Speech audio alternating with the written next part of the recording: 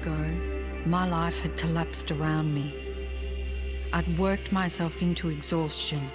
My father died suddenly, and my relationships were in turmoil.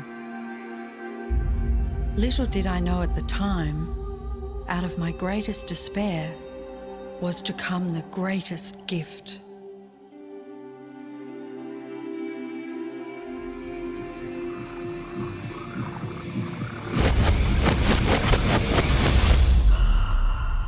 I'd been given a glimpse of a great secret.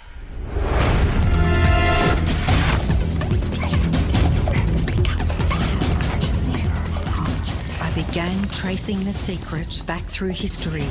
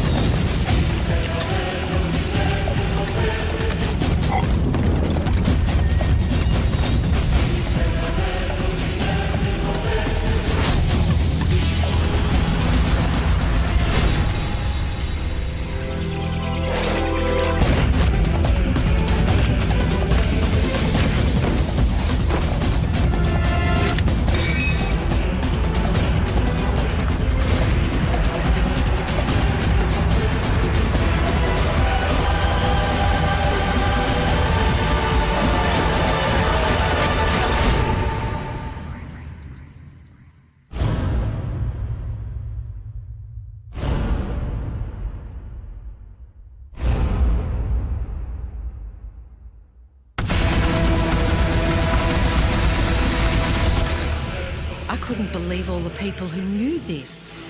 They were the greatest people in history.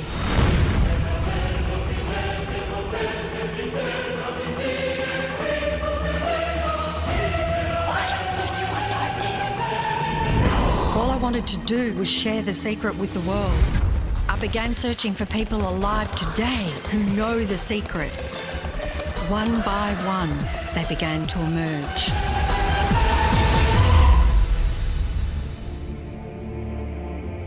You know, this secret gives you everything you want.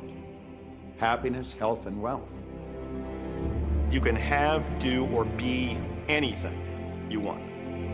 We can have whatever it is that we choose. I don't care how big it is. What kind of a house do you want to live in? Do you want to be a millionaire? What kind of a business do you want to have? Do you want more success? What do you really want? I've seen many miracles take place in people's lives. Financial miracles, miracles of physical healing, mental healing, healing in relationships. All of this happened because of knowing how to apply the secret. This is the great secret of life.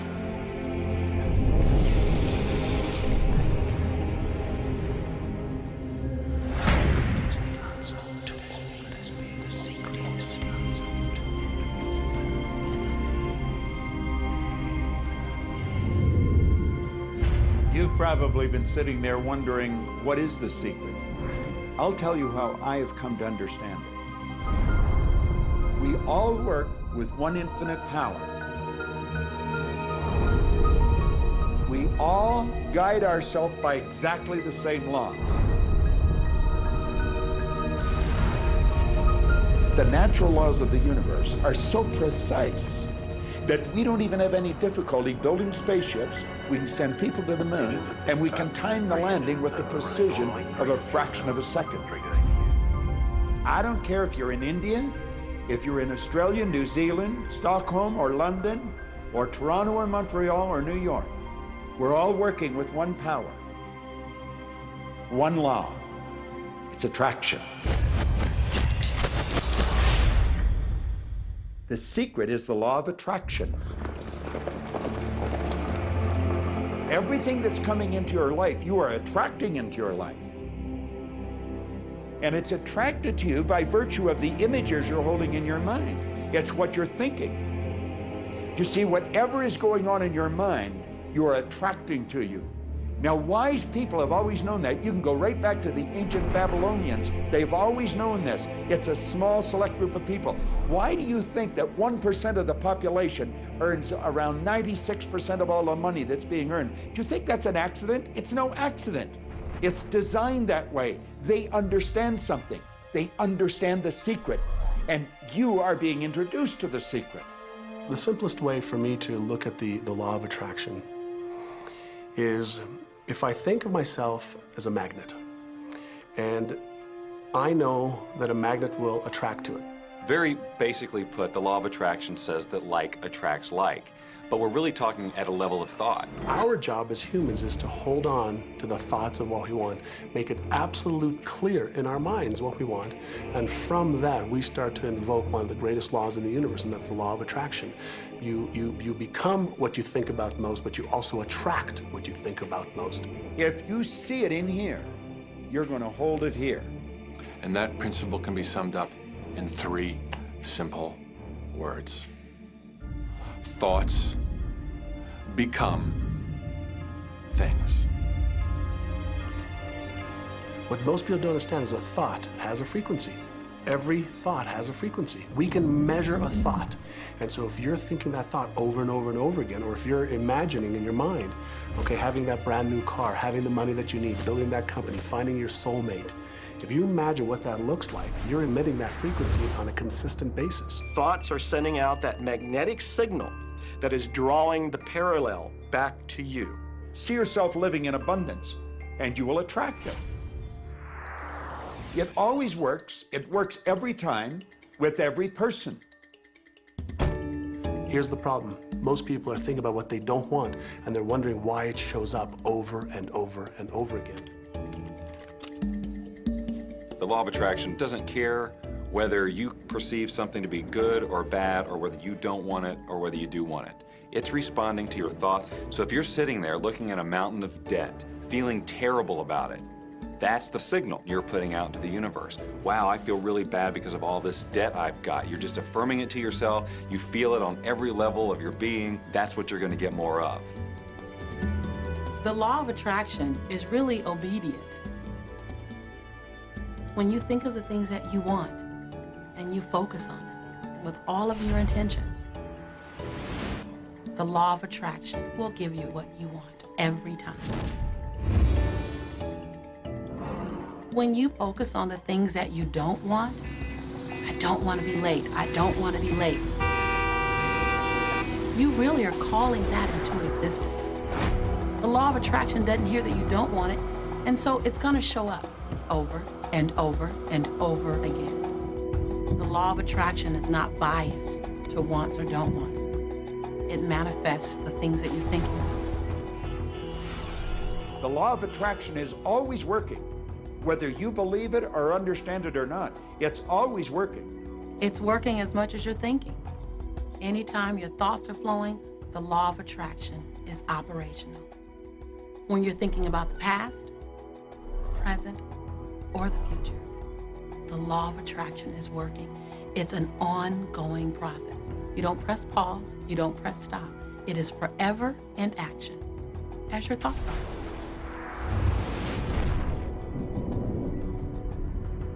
Creation is always happening.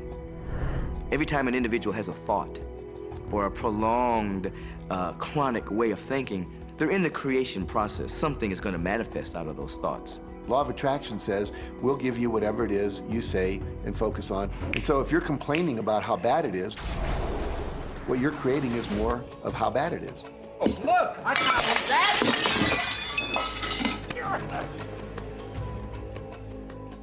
I had a student named Robert. Robert was a gay man, and he was taking an online course I have, part of which entails email access to me. And he outlined all of the grim realities of his life. In his job, all the people ganged up on him. And it was constantly stressful because of how nasty they were with him. When he walked down the street, he said every block he was accosted by homophobic people who wanted to abuse him in some way.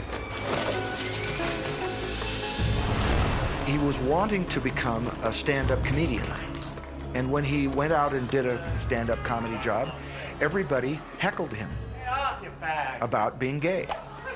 And his whole life was one of a lot of unhappiness and misery, and it all focused around this idea of being attacked because he was gay. I began to teach him that he was focusing on what he did not want.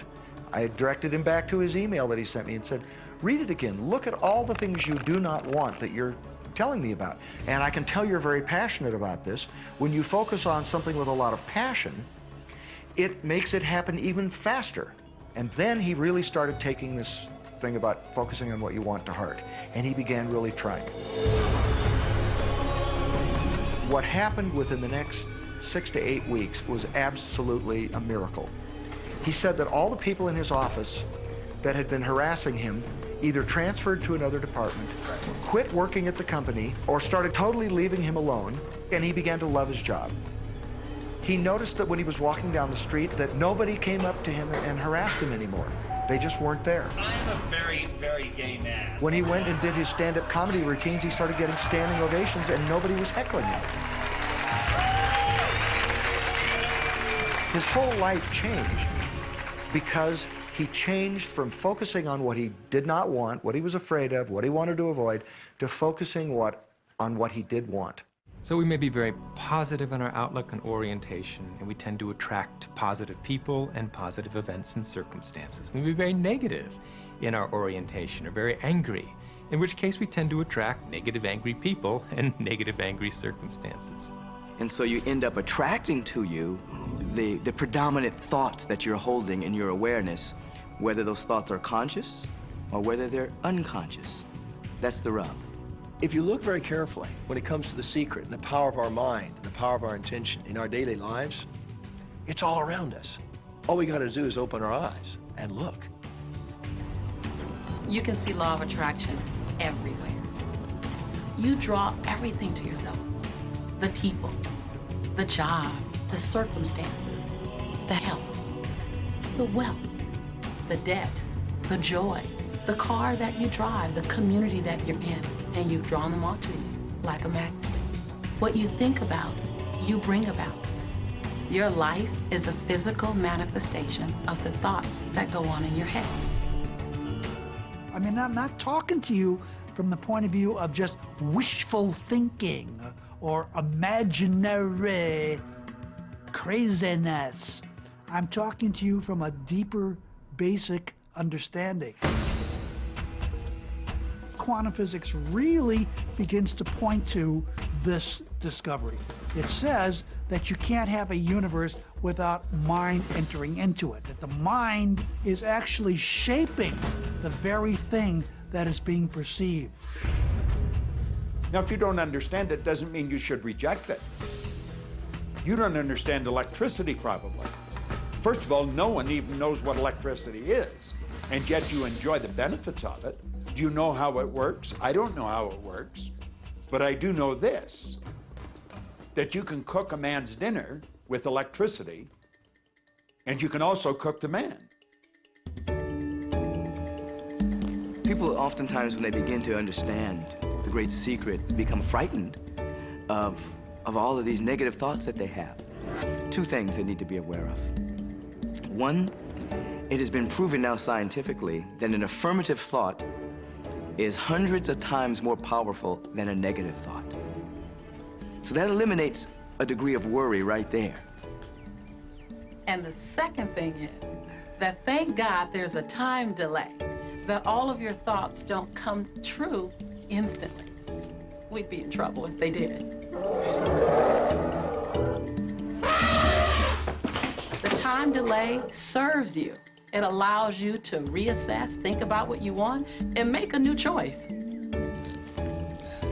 So you want to become aware of your thoughts, you want to choose your thoughts carefully, and you want to have fun with this, because you are the masterpiece of your own life. You are the Michelangelo of your own life. The David that you are sculpting is you, and you do it with your thoughts.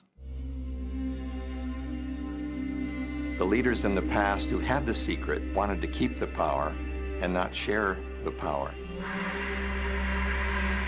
So they kept people ignorant of the secret. People went to work, they did their job, they came home.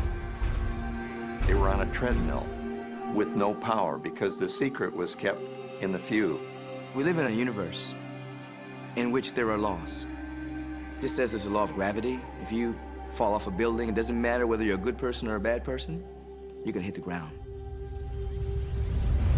Everything that's around you right now in your life, including the things you're complaining about, you've attracted. Now, I know at first blush that's going to be something that you hate to hear. You know, you're going to immediately say, I didn't attract the car accident. I didn't attract this particular client. I didn't particularly attract the debt. I didn't attract whatever it happens to be that you're complaining about. And I'm here to be a little bit in your face and to say, yes, you did attract it. And this is one of the hardest concepts to get. But once you've accepted it, it's life transforming. This is part of the overall giant secret here. And most of us attract by default. We just think that we don't have any control over it. Our thoughts are on autopilot, our feelings are on autopilot, and so everything is just brought to us by default. Now, if this is your first time to hear this, it may feel like, oh, I have to now monitor my thoughts. This is going to be a lot of work. It will seem like that at first, but that's where the fun begins. It's impossible to monitor every thought we have. Researchers tell us that we have about 60,000 thoughts a day. Can you imagine how exhausted you feel trying to control all of those thoughts? Fortunately, there's an easier way, and it's our feelings. Our feelings let us know what it is that we're thinking. So your thoughts cause your feelings. The emotions are this incredible gift that we have to let us know what we're attracting. Think about your feelings. You have good feelings and you have bad feelings. And you know the difference between the two because one makes you feel good and the other makes you feel bad. It's the depression, it's the guilt, it's the resentment, the anger. It's those feelings that don't make you feel empowered. Those are the bad feelings. On another level, it's called bad frequency or bad vibes or whatever you want to call it. The flip side to that is that you have good emotions, good feelings, and you know when they come because they make you feel good. Excitement, joy, gratitude, love. Imagine if we can feel that way every day.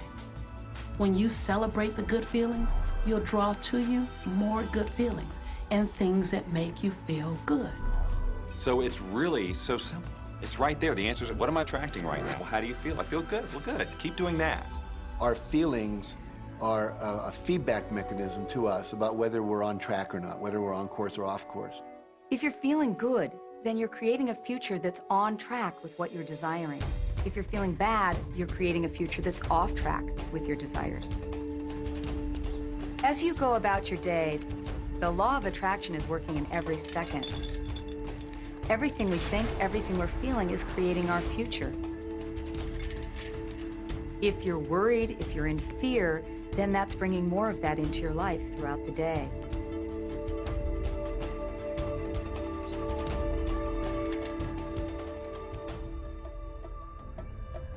Whatever you're thinking and feeling today is creating your future. And you're getting exactly what you're feeling about, not so much what you're thinking about. That's why people, if they stub their toe out of bed, they tend to spiral.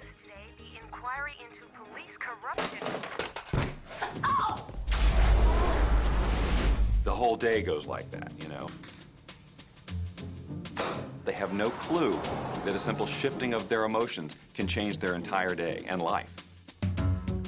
If you start out having a good day and you're in that particular happy feeling, as long as you don't allow something to change your mood, you're going to continue to attract, by the law of attraction, more situations, circumstances, people that sustain that happy feeling. Good days, bad days, rich get richer, poor get poorer. It's all about what these people are predominantly and continually feeling. You can begin right now to feel healthy. You can begin to feel prosperous. You can begin to feel the love that's surrounding you, even if it's not there. And what will happen is the universe will correspond to the nature of your song. The universe will correspond to the nature of that inner feeling and manifest because that's the way you feel. Your thoughts and your feelings create your life. It'll always be that way, guaranteed.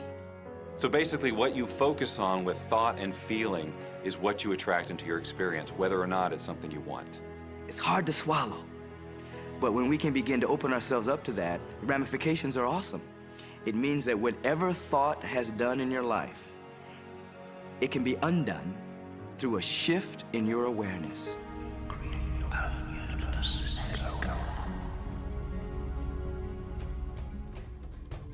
It's really important that you feel good, because this feeling good is what goes out as a signal into the universe and starts to attract more of itself to you. So the more you can feel good, the more you will attract the things that help you feel good and it'll keep bringing you up higher and higher. When you're feeling down, do you know that you can change it like that? Put on a beautiful piece of music. Start singing. That'll change your emotion. Or think of something beautiful. Think of a baby. Maybe one you love. And dwell on it. Really keep that thought in your mind. Block everything out but that thought.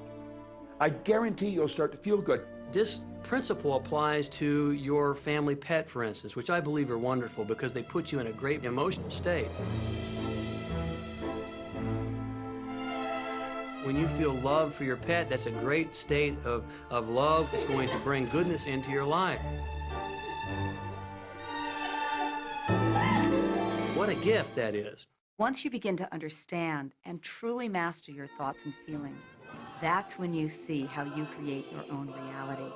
That's where your freedom is. That's where all your power is. That's when you see how you can become a deliberate creator of your life. And when you are a deliberate creator of your life and you use this law of attraction, you will have a life that is beyond what you can possibly imagine right now. Since I learned the secret and started applying it to my life has truly become magical. I think the kind of life that everybody dreams of, and I live on a day-to-day basis. I live in a $4.5 million mansion. I have a wife to die for. I get to vacation in all the fabulous spots of the world. I've climbed mountains, I've explored, I've been on safari. And all of this happened and continues to happen because of knowing how to apply the secret. Life can be absolutely phenomenal, and it should be, and it will be, when you start using the secret. The aspiration bureau. Intense.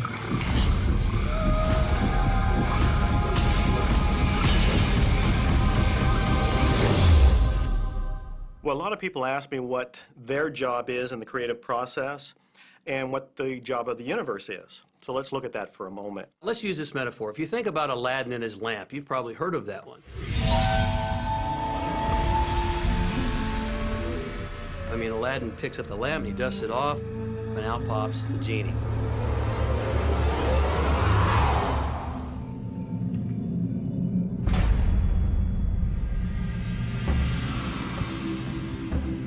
And the genie always says one thing.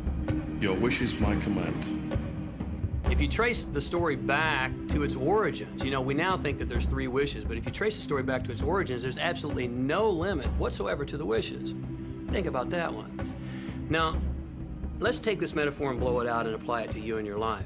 Remember, Aladdin is the one who always asks for what he wants. Then you've got the universe at large, which is this grand genie, and traditions, you know, have called it so many different things. Your holy guardian angel, your higher self. I mean, we could put any label on it, and you choose the one that works best for you.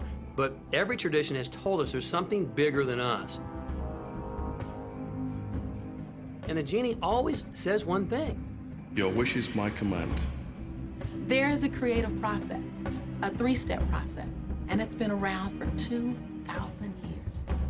The first step is to ask. Make a command to the universe. Let the universe know what you want. The universe responds to your thoughts.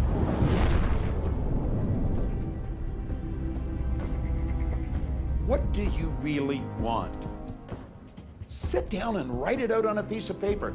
Write it in the present tense. You might begin by writing, I am so happy and grateful now that, and then explain how you want your life to be in every area. And this is really fun.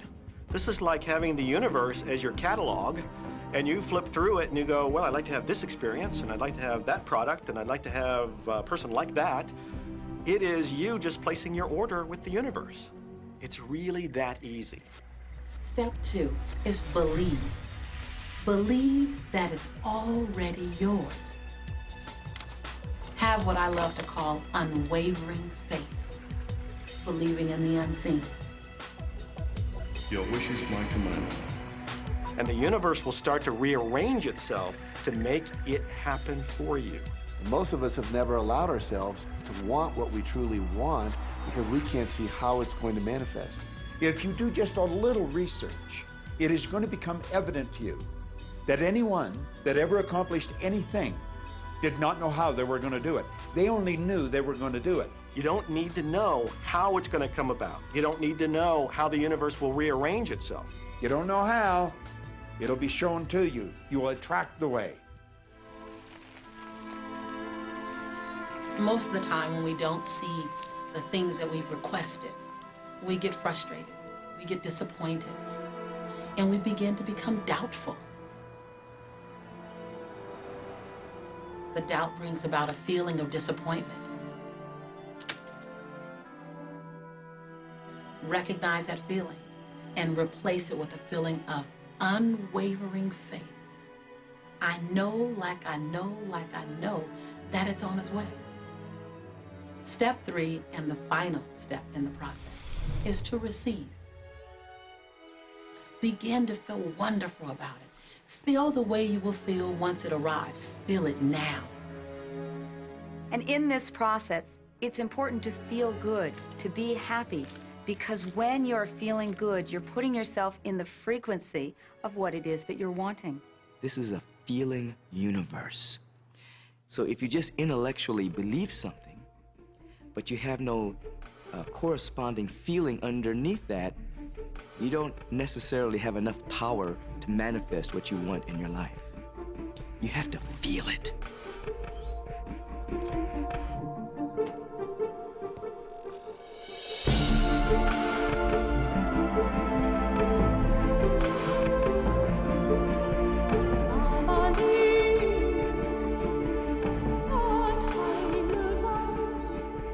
And when you turn that fantasy into a fact, you're in the position to build bigger and better fantasies.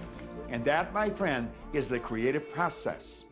So the law of attraction, the study and practice of the law of attraction is just figuring out what will help you generate the feelings of having it now. Go test drive that car. Go shop for that home. Get in the house. Do whatever you have to do to generate the feelings of having it now and remember them. Whatever you can do to do that will help you to literally attract it. It could be you wake up and it's just there, it's manifest. Or you might get some inspired idea of some action to take. You certainly shouldn't be going, well, I could do it this way, but man, I would hate that, because you're not on the right track if that's the case. Action will sometimes be required, but if you're really doing it in line with what the universe is trying to deliver, it's going to feel joyous, you're going to feel so alive, time will just stop, you could do it all day. The universe likes speed. Don't delay, don't second guess, don't doubt. When the opportunity's there, when the impulse is there, when the intuitive nudge from within is there, act. That's your job. And that's all you have to do. You will attract everything that you require. If it's money you need, you'll attract it. If it's people you need, you'll attract it. If it's a certain book you need, you'll attract it. You've got to pay attention to what you're attracted to. Because as you hold images of what you want, you're going to be attracted to things and they're going to be attracted to you. But it literally moves into physical reality with and through you. And it does that by law. You can start with nothing. And out of nothing and out of no way, a way will be made. Think of this. A car driving through the night, the headlights only go 100 to 200 feet forward. And you can make it all the way from California to New York driving through the dark because all you have to see is the next 200 feet.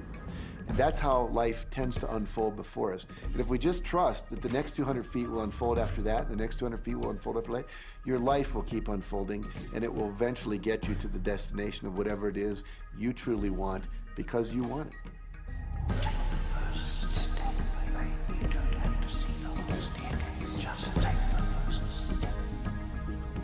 Well, another thing people wonder about is how long is this going to take? How long will it take to manifest the car, the relationship, the money, whatever it happens to be? Well, I don't have any rule book that says it's going to take you 30 minutes or 3 days or 30 days. I think it's more a matter of you being in alignment with the universe itself. Size it's nothing to the universe. It is no more difficult to attract on a scientific level something that we consider huge to something that we consider infinitesimally small. The universe does everything it does with zero effort. Grass doesn't strain to grow. It's effortless. It's just this great design.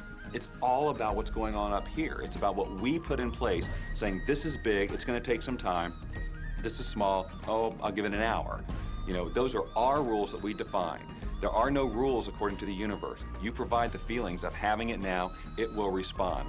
Some people have an easier time with little things, and so we sometimes say, well, start with something small, like a cup of coffee. Make it your intention to attract a cup of coffee today.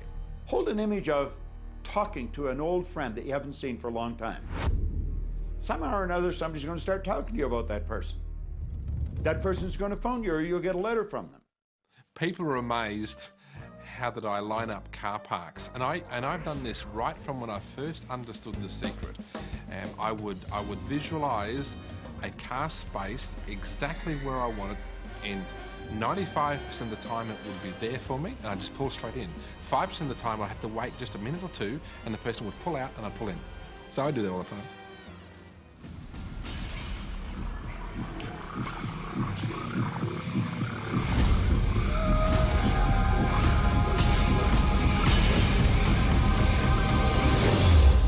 A lot of people feel stuck or in prison or confined by their current circumstances.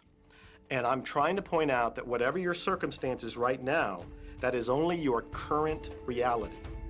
And current reality will begin to change as a result of watching this and beginning to use the secret. When you want to change your circumstances, you must first change your thinking. Every time you look inside your mail expecting to see a bill, guess what? It'll be there. Each day you go out dreading the bill. You're never expecting anything great. You're thinking about debt. You're expecting debt. So debt must show up so you won't think you're crazy. And every day you confirm your thought. Is debt gonna be there? Yes, debt's there. Is debt gonna be there? Yes, debt's there. Why? Because you expected debt to be there. So it showed up because the law of attraction is always being obedient to your thoughts. Do yourself a favor. Expect a check. Most people look at their current state of affairs and they say, this is who I am. That's not who you are. That's who you were. You see, if you look at your current state of affairs right now, let's say, for instance, that you don't have a lot of money in your bank account, or you don't have the relationship that you want, or your health and fitness isn't up to par. That's not who you are. That's the residual outcome of your past thoughts and actions. So we're constantly living in this residual, if you will, of the thoughts and the actions we've taken in the past. When you look at your current state of affairs and define yourself by that, then you doom yourself to have nothing more than the same in the future. All that we are is the result of what happened thought. Okay, what can you do right now to begin to turn your life around? I'll tell you 2 or 3 things. Start making a list of things to be grateful for. Start with that, because this shifts your energy. It starts to shift your thinking. Where before this exercise, you might be focusing on what you don't have, and you might be focusing on your complaints, and you might be focusing on whatever the problems are. When you do this exercise, you start to go in a different direction. You start to be grateful for all the things that you feel good about. Gratitude is absolutely the way to bring more into your life. Every man knows that when his wife's appreciating him for the little things he does, what does he want to do? He wants to do more. It's always about appreciation. It pulls things in. It attracts support. I've said for many years that whatever we think about and thank about, we bring about. because that's that feeling that you have to have, you know. And so for me, it's been such a powerful exercise every morning to get up and say thank you. Every morning when my feet hit the floor, thank you. And then I start running through what I'm grateful for as I'm going to brush my teeth and do the things I do in the morning. And I'm not just thinking about them and doing some rote routine, but I'm putting it out there and I'm feeling the feelings of gratitude. Because as soon as you start to feel differently about what you already have, you will start to attract more of the good things, more of the things you can be grateful for. Because you can look around and say, well, look, I don't have the car I want, I don't have the house I want, I don't have the health I want, I don't have the spouse I want. Well, back up, back up. Those are all the things you don't want. Focus on what you already have that you're grateful for. And it might be you have the eyes to watch this. It might be the clothes that you have. Yes, you might prefer something else, and you might get something else pretty soon if you start feeling grateful for what you have. I think everybody goes through times when they say, oh man, things aren't working right, or things are going bad, and there were some things going on in my family, and I found a rock. I was just sitting here holding this rock. You might see me carrying around. I found a rock. I stuck it in my pocket, and I said, you know what? Every time I touch this rock, I'm going to think of something that I'm grateful for. And so every morning when I get up in the morning, I pick it up off the dresser, I put it in my pocket, and I go through the things that I'm grateful for. At night, what do? You empty your pocket, and there it is again.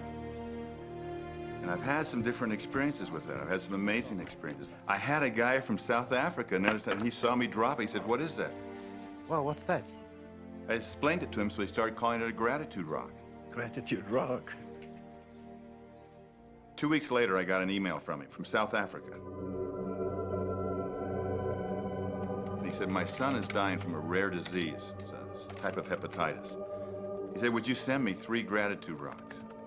Now, they're just rocks I found off the street, you know? So I said, sure. I had to make sure that the rocks were very special. And so I went out to the stream, looked, picked out the right rocks, and sent them off to him. 4 or 5 months later, I get an email from him. He said, my son's better. He's doing terrific. And he said, but you need to know something. He says, we've sold over 1,000 rocks at $10 a piece as gratitude rocks, and we've raised all this money for charity. Thank you very much. And so it's very important to be in an attitude of gratitude, as I call it. Another thing that I would suggest that you do right now to turn your life around, and this is so huge that I can't find the words to describe just how powerful this can be for you.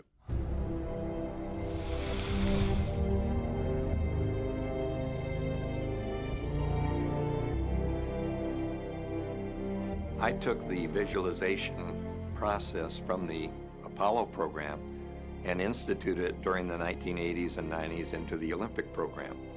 And it was called Visual Motor Rehearsal. When you visualize, then you materialize. And the interesting thing about the mind is we took Olympic athletes and then hooked them up to sophisticated biofeedback equipment and had them run their event only in their mind.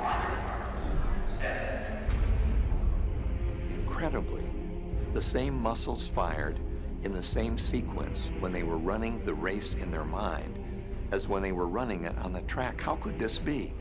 Because the mind can't distinguish whether you're really doing it or whether it's just a practice. I think if you've been there in the mind, you'll go there in the body. When you're visualizing, when you've got that picture playing out in your mind, always and only dwell upon the end result.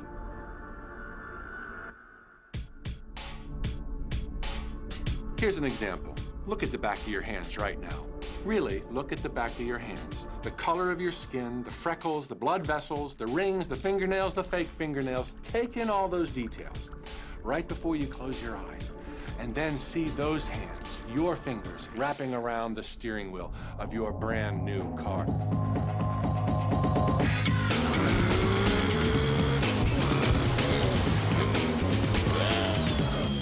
This is such a holographic experience, so real in this moment, that you don't even feel like you need the car because it feels like you already have it. It's the feeling that really creates the attraction, not just the picture or the thought. And I think for a lot of people, they think, well, if I think positive thoughts, or if I visualize having what I want, that'll be enough. But if you're doing that and still not feeling abundant or feeling, you know, loving and joyful, then it doesn't, from my mind, really create the power of the attraction. This is where the secret actually moves into action. You put yourself in the feeling place of really being in that car, not, oh, I wish I could get that car, or someday I'll have that car, because that's a very definite feeling associated with that. It's not in the now, it's not, you know, it's in the future. If you stay in that feeling, it will always be in the future. Feel the joy, feel the happiness, no matter how silly it seems in that dark and quiet room, and you're going, woohoo! Do it! A lot of people will say, you know, come on, do I have to do that? How bad do you want change?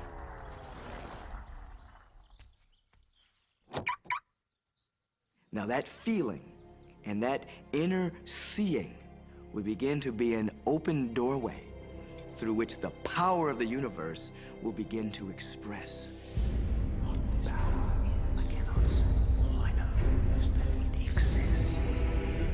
Our job is not to figure out the how. The how will show up out of the commitment and the belief in the what. The hows are the domain of the universe. It always knows the shortest, quickest, fastest, most harmonious way between you and your dream. If you turn it over to the universe, you will be surprised and dazzled by what is delivered to you. This is where magic and miracles happen. Well, I would say you want to do this virtually daily, but my disclaimer is this should never be a chore. What's really bottom line importance here to the whole secret is feeling good. You want to feel exhilarated by this whole process. You want to be high, happy, in tune as much as possible. The only difference between people who live in this way, who live in the magic of life, and those who don't, is that the people who live in the magic of life have habituated ways of being. They've made a habit of using the law of attraction, and magic happens with them wherever they go. Because they remember to use it. They use it all the time, not just as a one-time event. People hold that for a while, and they're really a champion at it. And they say, you know what, I'm fired up, I saw this program, and I'm going to change my life. And yet, you know, results aren't showing, and beneath the surface, it's just about ready to break through. And someone will look at the surface results and go, this stuff doesn't work. And you know what? The universe says, your wish is my command. And it goes down. You know, knowing the law of attraction, I wanted to really put it to use and to see if it was, you know, what would happen. And in 1995, I started to create something called a vision board, where I take something that I would want to achieve, or something that I want to attract, like a car or a watch or the soulmate of my dreams, and I'd put a picture of what I wanted up on this board called the vision board. And every day I would sit in my office and I would look up at this board and I would start to visualize. I would really get into the state of having already acquired it. And I was getting ready to move as we put all the furniture, all the boxes put into storage. And I made 3 different moves over a period of 5 years. And then I ended up in California and bought this house, renovated it for a year, and then had all the stuff brought from my former home 5 years earlier. One morning, about 7:30 in the morning, my son comes into my office, and one of the boxes that was sealed for 5 years was right at the doorstep.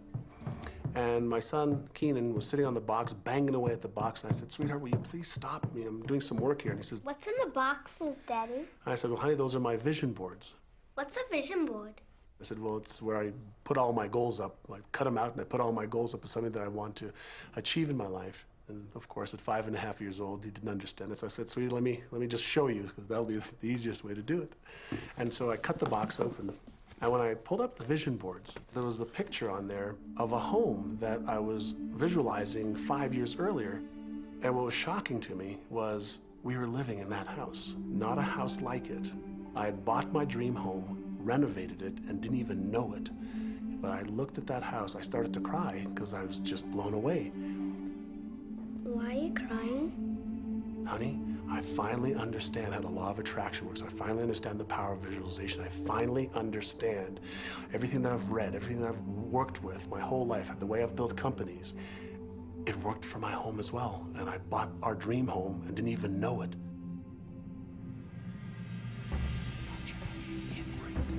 Is the preview of life's attraction. decide what you want, believe you can have it, believe you deserve it, and believe it's possible for you. And then close your eyes every day for several minutes and visualize having what you already want and feeling the feelings of already having it. Come out of that and focus on what you're grateful for already. And really enjoy it, okay? And then go into your day and release it to the universe and trust that the universe will figure out how to manifest it.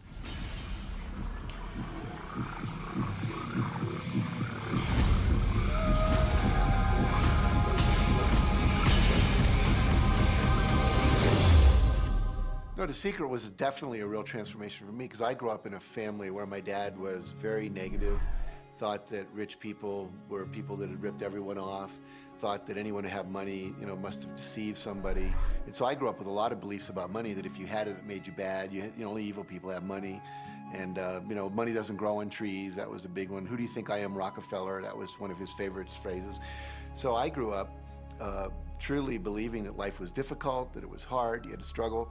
And it was only when I met W. Clement Stone that I literally began to shift my life. Whatever the mind of man can conceive, achieve. When I was working with Stone, he said, I want you to set a goal that's so big that if you achieved it, it would blow your mind. And you would know it's only because of what I've taught you that you would have achieved this goal. Well, at the time, I was making about $8,000 a year. And for some reason, I wanted something that was really measurable. So I said, I want to make $100,000 in a year. Now, I had no idea how I could do that. I saw no strategy, no possibility, but I just said, I'm going to declare that, I'm going to believe it, I'm going to act as if it's true, and release it. And so I did that.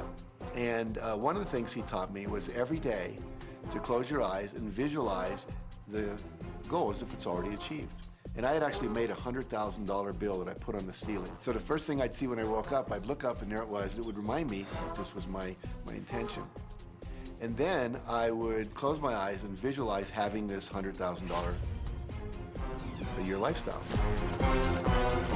And interestingly enough, nothing major happened for about 30 days. I didn't have any great breakthrough ideas. No one was offering me more money. And all of a sudden, I was in the shower. It was about 4 weeks into it, and I had a $100,000 idea. It just came right into my head. I had a book I had written, and I said, if I could sell 400,000 copies of my book at $0.25 each, that'd be $100,000. Now, the book was there, but I never had this thought. And one of the secrets, I think, is that when you have inspired thought, you have to trust it, and you have to act on it. Now, I didn't know how to do that. I didn't know how I was going to sell 400,000 copies. We'd never done that. And then I saw the National Enquirer at the supermarket. I had seen that millions of times, and it was just background. And all of a sudden, it jumped out of me as foreground, and I thought, wow, if readers knew about my book, certainly 400,000 people would go out and buy it. And about 6 weeks later, I gave a talk at Hunter College in New York to 600 teachers, and this lady comes up at the end and she says, that was a great talk. I'd like to interview you.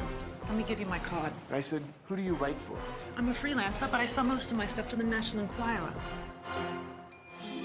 And I had this little theme from the Twilight Zone went off in my head. Na, na, na, na, na, na, na. You're like, whoa, this stuff's really working. So that article came out, and our book sales started to take off. But the point I want to make is that I was attracting into my life all these different events, including this person. And to make a long story short, I did not make $100,000 that year. We made $92,327. But you think we were like depressed and going, this doesn't work? No, we were going, whoa, this is amazing. And so my wife said to me, wow, if it works for 100,000, you think it'll work for $1 million? And I said, I don't know. I think so. Let's try it. My publisher actually wrote me a check as a royalty check for our first Chicken Soup for the Soul book. And he actually put a smiley face in his signature because it was the first $1 million check he'd ever written. And so I know from my own experience, because I wanted to test it, does this secret really work? And we put it to the test. It absolutely worked. And now I live my life from that every single day. Well, I can just imagine what a lot of people that are watching this are thinking. And that is, how can I attract more money into my life? How can I get more of the green stuff? How can I get more wealth and prosperity? How can I, when I love my job, deal with the credit card debt that I have? And the realization that maybe there's a ceiling on the money that can come in because it's coming to me through my job. How can I bring in more? Intended. This goes back to one of the things we've been talking about throughout the whole secret. Your job is to declare what you would like to have from the catalog of the universe. Well, if cash is one of them, say how much you would like to have. I would like to have $25,000 unexpected income within the next 30 days, or whatever it happens to be. It should be believable for you. Most people have a goal of getting out of debt. That'll keep you in debt forever. Whatever you're thinking about, you will attract. You'll say, but it's get out of debt. I don't care if it's get out or get in. If you're thinking debt, you're attracting debt. Set up an automatic debt repayment program and then start to focus on prosperity. So many times people say to me, well, I'd like to double my income in the next year. But then you look at their actions and they're not doing the things that are going to make that happen. And they'll turn right around and go, well, I can't afford that. Okay, guess what? Your wish is my command. When you focus on lack and scarcity and what you don't have, you fuss about it with your family, you discuss it with your friends, you tell your children that you don't have enough, we don't have enough for that, we can't afford that. Well, guess what? You'll never be able to afford it because you begin to attract more of what you don't have. If you want abundance, if you want prosperity, then focus on abundance. Focus on prosperity. When I first understood the secret, I was getting bills. Every day I'd get a bunch of bills in the mail. And I thought, how do I turn this around? The law of attraction states that what you focus on, you will get. So I got a bank statement. I whited out the total and I put a new total in there. I put exactly how much I wanted to see in the bank. So I thought, what if I just visualize checks coming in the mail? So I just visualize a bunch of checks coming in the mail. Within just 1 month, things started to change. And it is amazing. Today, I just get checks in the mail. I get a few bills, but I get more checks than bills. I grew up on you have to work hard for money, you have to work hard for money. And so I replaced that with money comes easily and frequently.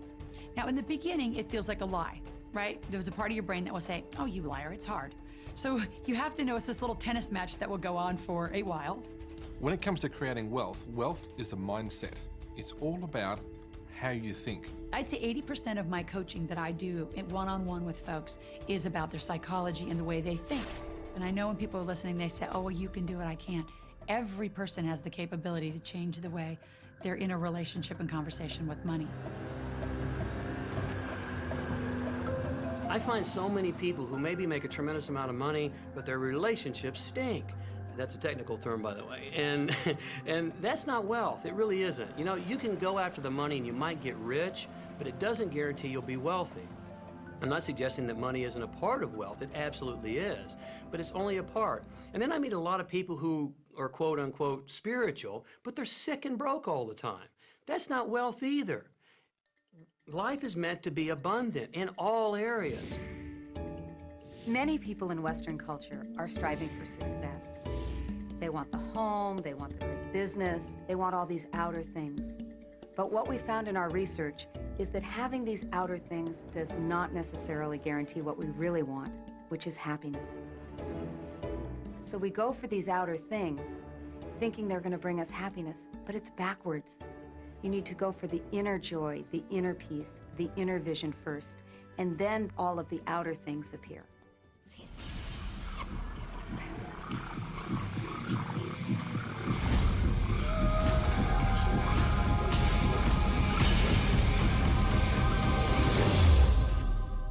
The secret means for me actually that we are creators of our universe, and that every wish of what we want to create will manifest in our life.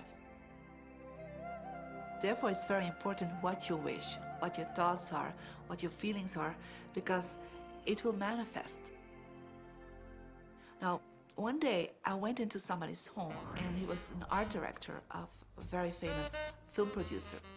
And in every corner, he had this beautiful image of a woman, a naked woman dressed with a fabric, kind of doing this, kind of saying, oh, I don't look at you, I don't see you, And I said, I think you have trouble in your romance. Are you a clairvoyant or something? No, but look, 7 places you have exactly that woman. But I love that kind of painting. I painted it myself. That's even worse, I said, because you put all your creation and your creativity in it. Now, he's this gorgeous-looking man. he has all these actresses around him because that's the work he does. He doesn't get romance. I said, what do you want? Well, I want to date 3 women a week. Okay, paint yourself with 3 women and hang it in every corner.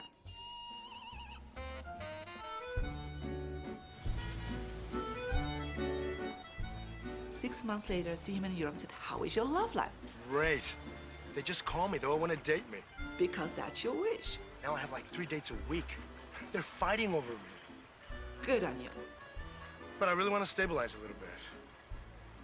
I want marriage, and I want romance. Well, paint it, okay? So he painted a beautiful romantic relationship. And a year later, he got married and is very happy. Because he put another wish out. But he wished it in himself for years, but it did not happen. Because his wish could not manifest because the outer level of himself, his house, was just contradicting himself all the time. So if you know this knowledge, you should start playing with it. Inside relationships, it's important to first understand who's coming into the relationship, and not your partner, but to understand yourself. How can you ever expect anyone else to enjoy your company if you don't enjoy your own company? And so, again, the law of attraction, or the secret, is about bringing that into your life, and you've got to get really, really clear. Here's the question I would ask you to consider. Do you treat yourself the way that you want other people to treat you? You become the solution for you. Don't now you owe me and you need to give me more. Instead, give more to yourself. Take time off to give to yourself, in a sense, to fill yourself up to fullness, to where now you can overflow in giving. I got into many relationships expecting my partner to show me my beauty because I didn't see my own beauty. See, when I was growing up, my heroes or my she-ros were the Bionic Woman, Wonder Woman, or Charlie's Angels. And while they're wonderful, they didn't look like me. It wasn't until I fell in love with Lisa, my mocha skin, my full lips, my round hips, my curly hair. It wasn't until that moment that I fell in love with me that the rest of the world was able to fall in love with me as well. There's something so magnificent about you. I have been studying me for 44 years. I want to kiss myself. Because you're going to get to love yourself. I'm not talking about conceit. I'm talking about a healthy respect for yourself. And as you love yourself, you'll love others. In relationships, we're so used to complaining about other people. My coworkers are so difficult to work with. My husband makes me so mad. Children are so lazy. It's always focusing on the other person. But for relationships to really work, we need to focus on what we appreciate about the other person, not what we're complaining about. When we're complaining about those things, we're only getting more of those things.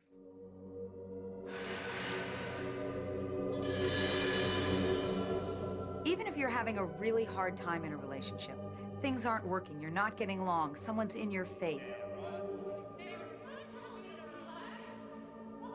you still can turn that relationship around. Take a piece of paper and for the next 30 days, once a day, sit down and write all the things that you appreciate about that person. Think about all the reasons that you love them. You appreciate their sense of humor. You appreciate how supportive they are. And what you'll find is that when you focus on appreciating and acknowledging their strengths, that's what you'll get more of. And the problems will fade away. We cannot control other people, no matter how hard we try. So what you'll find is if somebody's come home in a bad mood, and you're actually in a good mood, you'll find yourself in a different place from them in that moment. We create our own happiness through the law of attraction. Oftentimes, you give others the opportunity to create your happiness. And many times, they fail to create it the way you want it. Why? Because only one person can be in charge of your joy, of your bliss, and that's you. So even as a parent, as a child, as a spouse, even the people closest to you, they do not have the control to create your happiness. Your joy lies within you.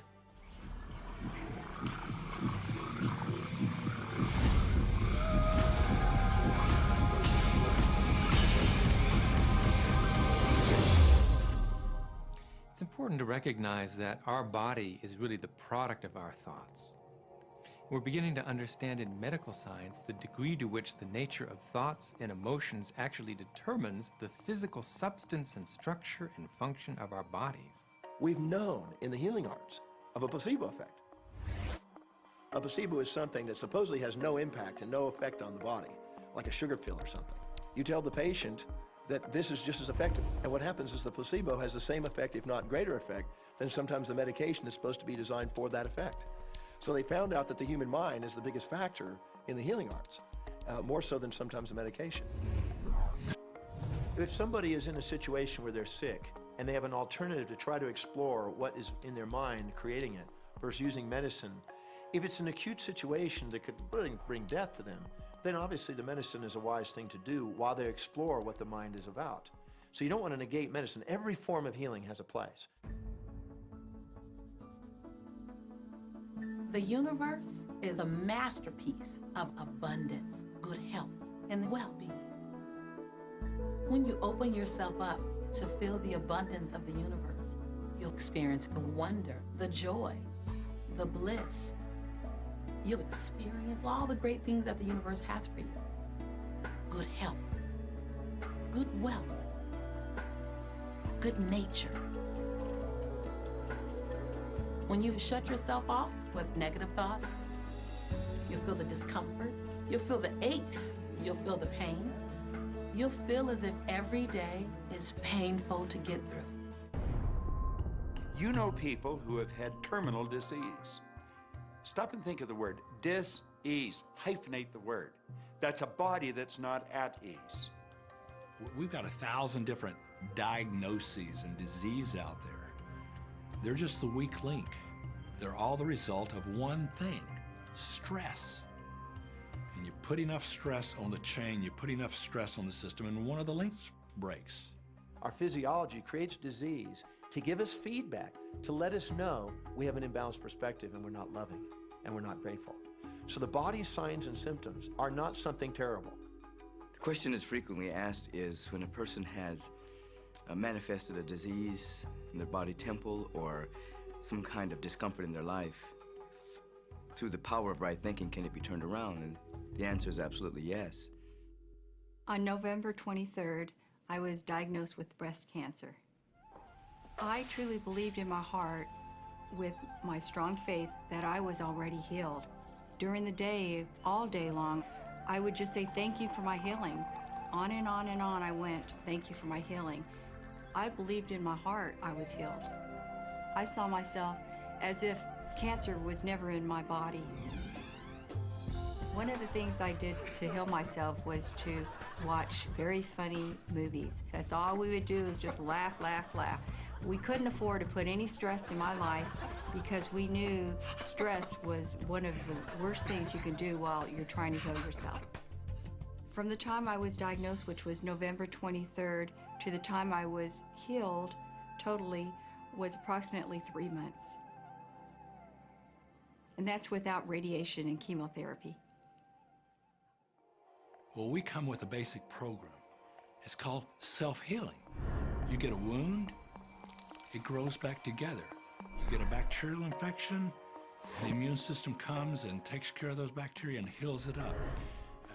The immune system is made to heal itself. Dis-ease cannot live in a body that's in a healthy emotional state. Your body is casting off millions of cells every second, and it's creating millions of new cells. In fact, literally, parts of our body are replaced every day. Other parts take a few months, other parts a couple of years. But within a few years, we have a brand new physical body. If you have a disease and you're focusing on it and you're talking to people about it, you're going to create more disease cells. See yourself living in a perfectly healthy body. Let the doctor look after the disease. You have two people, both stricken with something. But one chooses to focus on joy, they choose to live in possibility. They choose to live in hopefulness. They focus on all the reasons why they should be joyful and grateful. Then you have the second person. Same diagnosis, but they choose to focus on the dis-ease. They focus on the pain. They focus on the woe is me. When a person is completely focused on what's wrong in their symptoms, they will perpetuate it. The healing will not occur until they shift their attention from being sick to being well, because that's the law of attraction. Happier thoughts lead to essentially a happier biochemistry, a happier, healthier body. Negative thoughts, stress, has been shown to seriously degrade the body and the functioning of the brain, because it's our thoughts and emotions that are continuously reassembling, reorganizing, recreating our body. Remove physiological stress from the body, and the body does what it was designed to do. It heals itself. I've seen kidneys regenerated. I've seen cancer dissolved. I've seen eyesight improve and come back. I always say that incurable means curable from within. You can change your life, and you can heal yourself.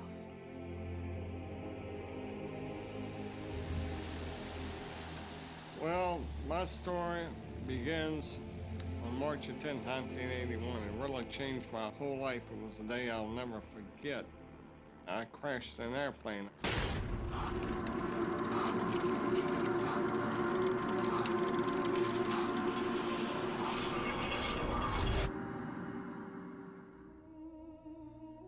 I ended up in the hospital completely paralyzed. My spinal cord was crushed. I broke the first and second cervical vertebrae. My swallowing reflex was destroyed. I couldn't eat or drink. My diaphragm was destroyed. I couldn't breathe. All I could do was blink my eyes. The doctors, of course, said all my life I'd be a vegetable. All I'd do is blink my eyes the rest of my life. That's the picture they saw of me, but it didn't matter what they thought. The main thing was what I thought.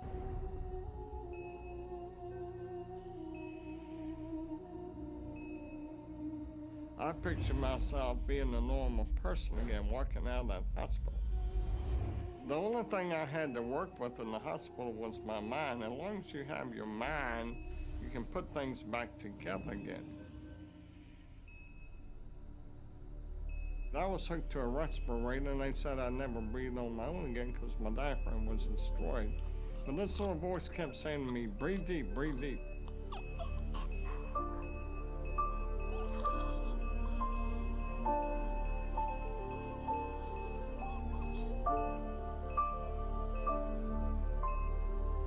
Finally, I was weaned from it. They were at a loss for an explanation. See, I could not afford to allow anything to come in my mind that would distract me from my goal and from my vision.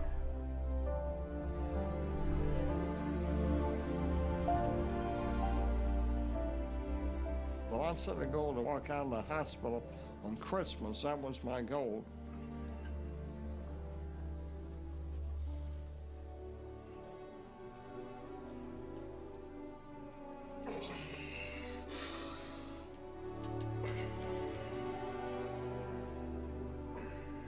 Months later, I walked out of the hospital on my own 2 feet. They said it couldn't be done. That's a day I will never forget.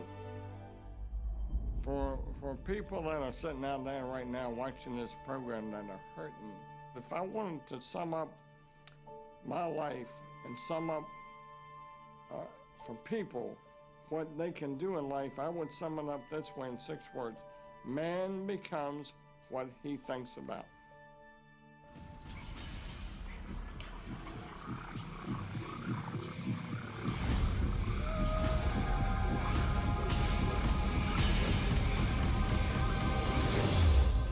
People have a tendency to look at the things that they want and say, yes, I like that. I want that. However, they look at the things that they don't want and they give just as much energy, if not more energy, with the idea that they can stamp it out. They can eliminate it, obliterate it. In our society, we've become content with fighting against cancer, fighting against poverty, fighting against drugs, fighting against terrorism, fighting against violence. We tend to fight everything we don't want. Anything we focus on, we do create. So if we're really angry, for instance, at a war that's going on, or strife, or suffering, we're adding our energy to it. We're pushing ourselves. And all that only creates resistance. The reason that what you resist persists is because if you're resisting something, you're saying, no, I don't want this thing because it makes me feel this way, the way I'm feeling right now. So you're just putting out this really strong emotion of, wow, I really don't like this feeling, and it's there, and it just comes racing towards you. You know, the anti-war movement creates more war. The anti-drug movement has actually created more drugs because we're focusing on what we don't want, drugs. How much sense does it make for us to give the problem all of the energy, as opposed to focusing on trust, love, living in abundance, education, peace? Mother Teresa was brilliant. She said, I will never attend an anti-war rally. If you have a peace rally, invite me. You know, she knew. She understood the secret. I mean, look what she manifested in the world. So if you're anti-war, be pro-peace. If you're anti-hunger, be pro people having more than enough to eat. If you're anti a particular politician, be pro his opponent. Often elections are tipped in the favor of the person that people are really against because he's getting all the energy and all the focus. You want to focus on what you want, not what you don't want. It's okay to notice what you don't want because that gives you contrast to say, well, this is what I do want. But the fact is that the more you talk about what you don't want or talk about how bad it is, read about all of that all the time, and then say, oh, how terrible it is, well, you're creating more of that. You know, so many times people say to me, well, James, I have to be informed. Maybe you have to be informed, but you don't have to be inundated. I always say when the voice and the vision on the inside become more profound and more clear and loud than the opinions on the outside, you've mastered your life. Learn to become still and to take your attention away from what you don't want and all the emotional charge around it and place the attention on what you wish to experience. Energy flows where attention goes.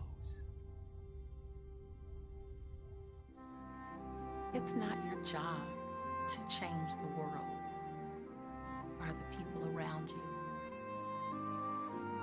It's your job to go with the flow inside of the universe and to celebrate it inside the world that exists. One of the questions I get almost all the time, and it's probably on somebody's mind right now if it's not on yours, and that's the idea that, well, if everybody uses The Secret and they all treat the universe like a catalog, aren't we going to run out of stuff? Won't everybody just make a run for it and bust the bank? What's beautiful about the teaching of the Great Secret is that there's more than enough to go around for everyone. There is a lie that acts like a virus within the mind of humanity. And that lie is there's not enough good to go around. There's lack, and there's limitation, and there's just not enough.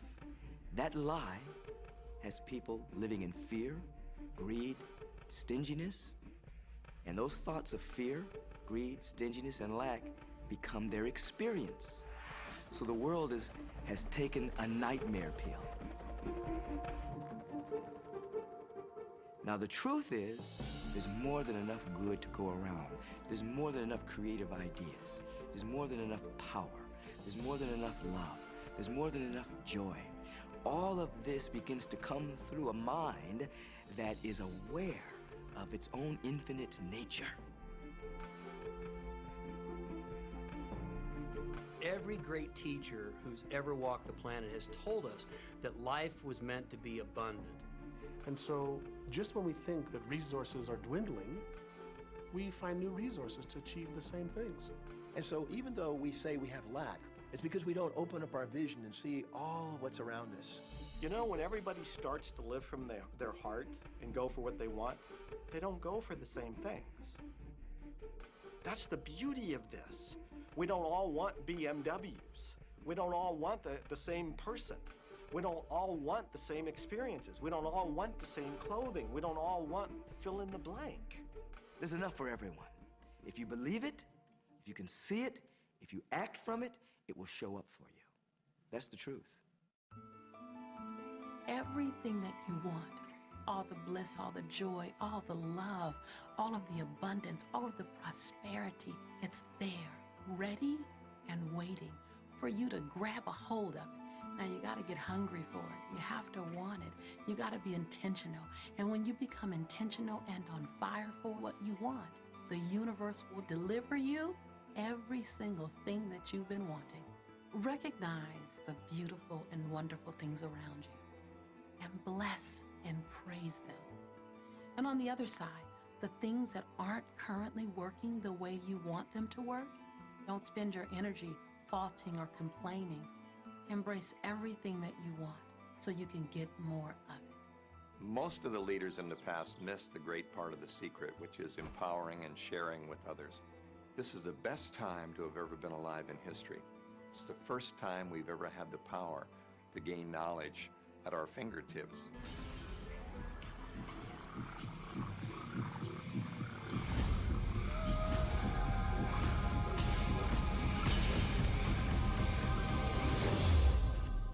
When we look around us, even at our own bodies, what we see is the tip of the iceberg. Think of this for a moment. Take your hand and look at it. Now, your hand looks solid, but it's really not. If you put it under a proper microscope, you'd see a mass of energy vibrating. Everything is made up of the exact same thing, whether it's your hand, whether it's the ocean, or whether it's a star. Everything is energy. And let me help you understand that just a little bit. There's the universe, of course, and our galaxy, and our planet, and then individuals, and then inside of this body are organ systems, and then there's cells, and then there's molecules, and then there's atoms, and then there is energy. So there are a lot of levels to talk about something on, but everything in the universe is energy. I don't care what city you're living in, you've got enough power in your body, potential power, to illuminate the whole city for nearly a week. Most people define themselves by this finite body, but you're not a finite body. I mean, even under a microscope, you're an energy field. Well, what we know about energy is this. You go to a quantum physicist and you say, what creates the world? And he or she will say, energy.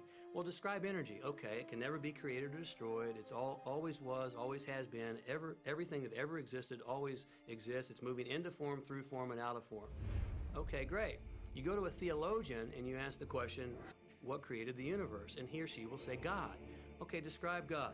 Always was and always has been, never can be created or destroyed, all that ever was, always will be, always moving into form, through form, and out of form. You see, it's the same description, just different terminology. And so if you think you're this meat suit running around, think again. You're a spiritual being. You're an energy field operating in a larger energy field. We're all connected. We just don't see it. There isn't an out there and an in here. Everything in the universe is connected. It's just one energy field. We often get distracted with this thing called our body and our physical being. That just holds your spirit. And your spirit is so big, it fills a room. You are eternal life. You're source energy. You are God manifested in human form, made to perfection. Scripturally, we could say that we are the image and the likeness of God. We could say we are another way that the universe is becoming conscious of itself. We could say that we are the infinite field of unfolding possibility. All of that would be true. Every great tradition has told you that you were created in the image and the likeness of the creative source. That means that you have God potential and power to create your world, and you are. You are. And maybe you've created things to this point that are wonderful and worthy of you, and maybe you haven't. The question I'd ask you to consider is, do the results you have in your life, are they what you really want? And are they worthy of you? If they're not worthy of you, then when would now be the right time to change those? Because you have the power to do that.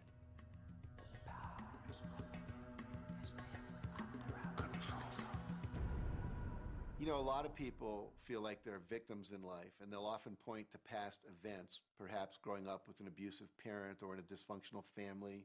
And I would add as a parenthesis here that most psychologists believe that about 85% of families are dysfunctional, so it's like all of a sudden you're not so unique. My parents were alcoholics, my dad abused me, my mother divorced him when I was 6. From the age of 13 to 18, I was involved in street gangs. I had a severe motorcycle accident. I was homeless at one point in Dallas. I lived in poverty for 15 years in Houston. When I was a child, I had learning difficulties, and I was considered learning disabled, and I was told I would never read, write, or communicate, never amount to anything, not go very far in life. I mean, that's almost everybody's story in some form or not. So that's just called so what. The real what is, what are you going to do now? What do you choose now? Because you can either keep focusing on that or you can focus on what you want. And when people start focusing on what they don't want falls away. And that part expands and the other part disappears. You are the designer of your destiny. You are the author. You write the story. The pen is in your hand, and the outcome is whatever you choose. The beautiful thing about the law of attraction is that you can begin where you are, and you can begin to think, real thinking, and you can begin to generate within yourself a feeling tone of harmony and happiness. The law will begin to respond to that. So now you start to have different beliefs, like there is more than enough in the universe. Or you have the belief that everything goes right for me.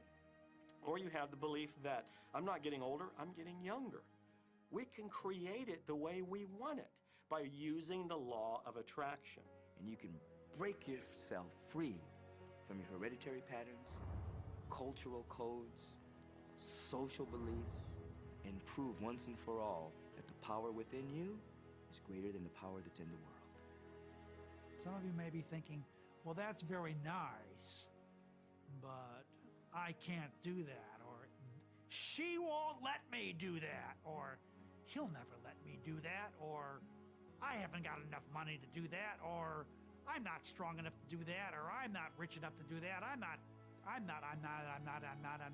Every single I'm not is a creation. Whether you can or you can't, you are right. Are there any limits to this? Absolutely not. We are unlimited beings. We have no ceiling. The capabilities and the talents and the gifts and the power that is within every single individual on this planet is unlimited.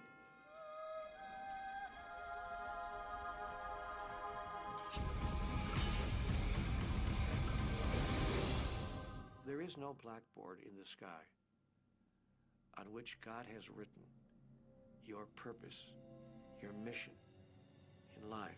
There's no blackboard in the sky that says Neil Donald Walsh, a handsome guy who lived in the first part of the 21st century, who, colon, then there's a blank, you know, and all I have to do to really understand what I'm doing here, why I'm here, is to find that blackboard and find out what God really has in mind for me. But the blackboard doesn't exist. So your purpose is what you say it is. Your mission is the mission you give yourself. Your life will be what you create it as, and no one will stand in judgment of it now or ever. It took a lot of years for me to get this, because I grew up very much with this idea that, you know, there was something I was supposed to do, and if I wasn't doing it, I was like, God wouldn't be happy with me, you know? When I really got that my primary aim was to feel and experience joy, then I began to do only those things which brought me joy. We have a saying, you know, if it ain't fun, don't do it, you know? Joy, love, freedom, happiness, laughter. That's what it is.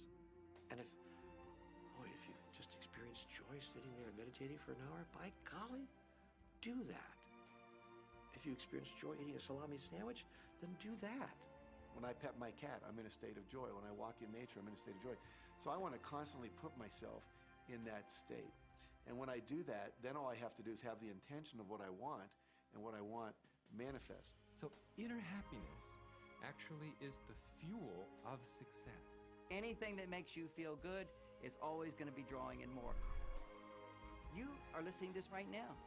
It's you that drew this into your life. It's your choice whether you want to take it and utilize it. If it feels good, if it doesn't feel good, then you know, let it go. Find something that feels good, that resonates with your heart.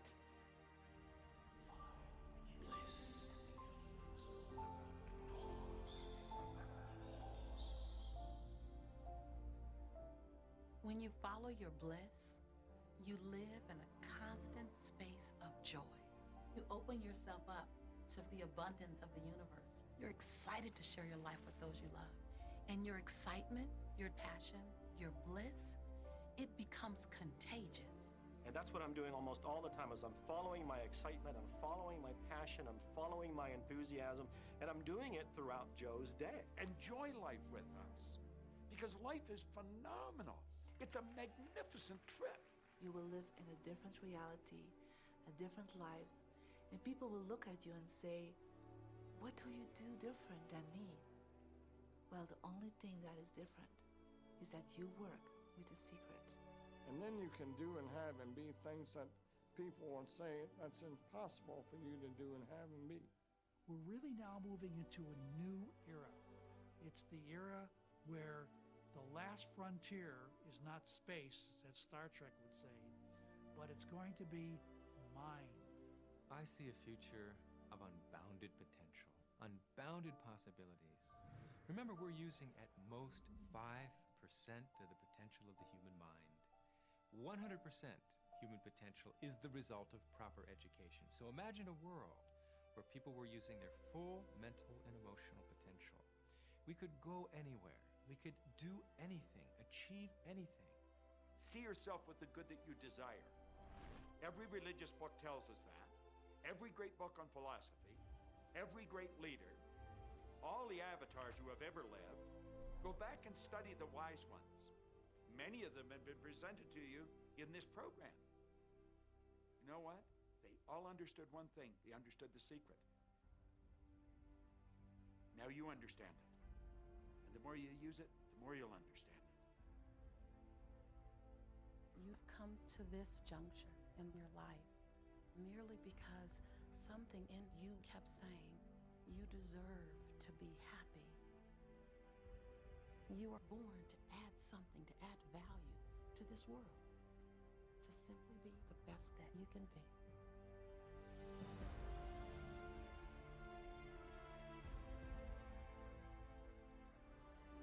Every single thing you've been through, every single moment that you've come through, were to all prepare you for this moment right now.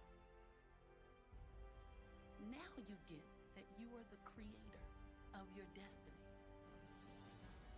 Imagine what you can do from this day forward with what you now know. What will you do with the moment? How will you seize the moment? No one else can dance your dance. No one else can sing your song. No one else can write your story. Who you are, what you do, begins right now. I believe that you're great, that there's something magnificent about you. Regardless of what has happened to you in your life, regardless of how young or how old you think you might be, the moment you begin to think properly, there's something that is within you, there's power within you that's greater than the world, it will begin to emerge. It will take over your life. It will feed you. It will clothe you. It will guide you, protect you, direct you, sustain your very existence.